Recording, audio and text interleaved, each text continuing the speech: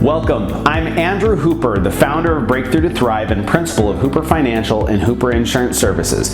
And today's topic is this: own the challenges in your life. Resolution cannot be found through blame. And this is the Daily Breakthrough.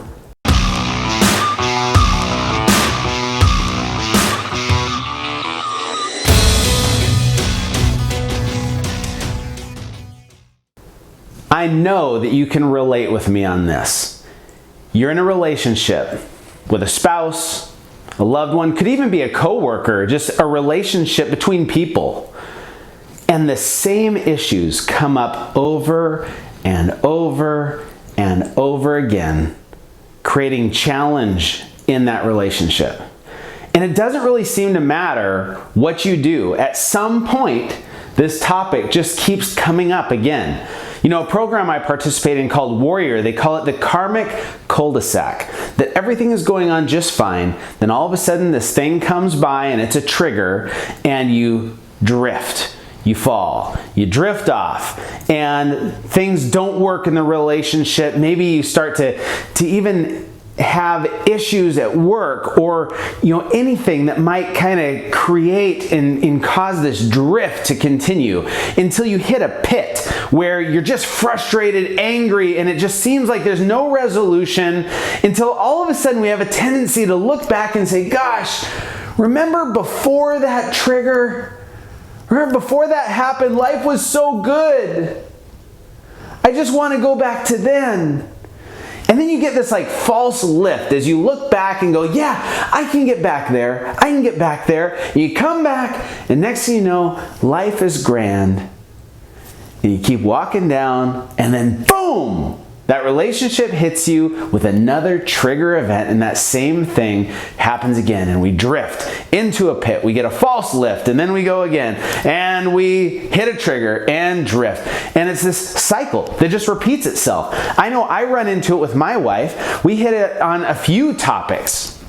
Sometimes it's around sex. Sometimes it's around how to deal with kids. It might be around my parents or her parents, but we hit these issues that have just existed in our relationship, in some cases for decades. My wife and I have been together for 20 years. Some of these things are actually repeating themselves, and they're from 20 years ago that we still have not found total resolution to.